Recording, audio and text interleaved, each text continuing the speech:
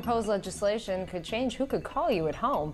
I'm Jill Horner. This is Comcast Local Edition. With me this hour is New Jersey State Senator Jeff Van Drew. Thanks so much for being with us. It's always great to be with you, Jill. Thanks for having me. In the past, we've talked about the Do Not Call list. You were a co-prime sponsor on that legislation. Explain to us a little bit about that legislation and how it's impacted people's lives, because many of us have experienced sitting down to the dinner table and then having to get up and answer the phone. Absolutely. And it's, one of the first pieces of legislation that was of major impact that I actually was a co-prime sponsor with, along with Assemblywoman Linda Greenstein. And we were really proud of it because for years in New Jersey, we hadn't established the no-call list. We still had telemarketers calling, and it really got obnoxious. I mean, there would be literally sometimes 8, 10, 12 calls a day. Unfortunately, there are still those that actually break the law even currently, and people get a limited number of these types of telemarketing calls, but it's gotten much better. You have proposed legislation that would actually expand the do not call options for people who are homeowners or for people who are renters. But talk to us a little bit about why the provisions you're talking about now weren't included to begin with. There are freedom of speech issues. So in our original legislation, we really wanted to include all types of phone calls, including what are called political robocalls. Now, Jill, those are the calls when, Senator Jeff Van Drew is pre-recorded and he gets on the phone and says, please vote for this councilman, or former President Bill Clinton is on the phone and says, please vote for this governor.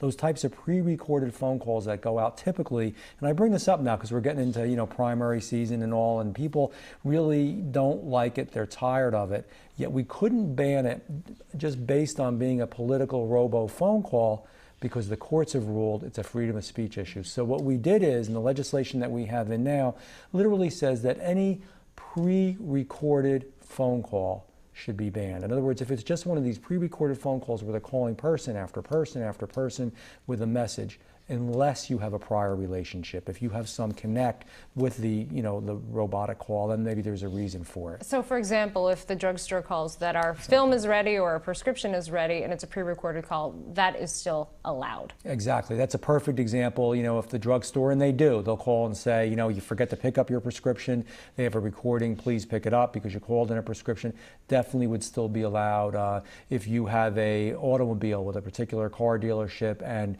you forgot to get your service done, well, you do have a connection with them and they remind you of that business endeavor would be allowed as well. But all these political calls that just are rolling on day in and day out and people are so tired of, they would be banned unless they were introduced individually by an actual human being. Okay, so for example, if you're going into primary season, I know you're not up for election this year, but a lot of people will be as we move into the fall.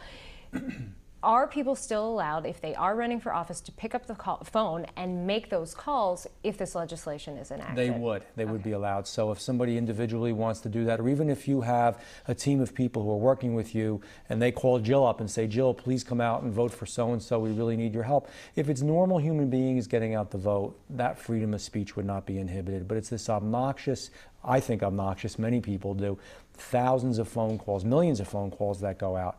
I just don't know if I'm going to get enough support for it. We're going to try to work on it. And that's an important point because you have people who are in favor of this legislation, but also dissenters on both sides of the aisle. Correct. There are Republicans and Democrats who think that robotic phone calls are very functional, that they help their candidate. So I've had a little bit of a tough time getting all the support that I would like on it.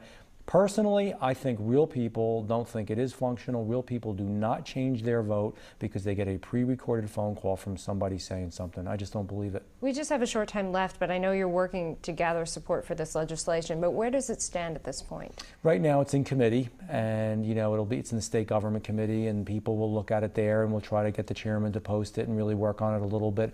With any other piece of legislation, you have to work step by step. There's sometimes legislation that I worked on literally 6, 7, 8 years ago that is finally getting enacted into law and signed by the governor now. You don't give up. All right, thanks so much. Thank you. We've been talking with State Senator Jeff Van Drew. I'm Jill Horner for Comcast Local Edition.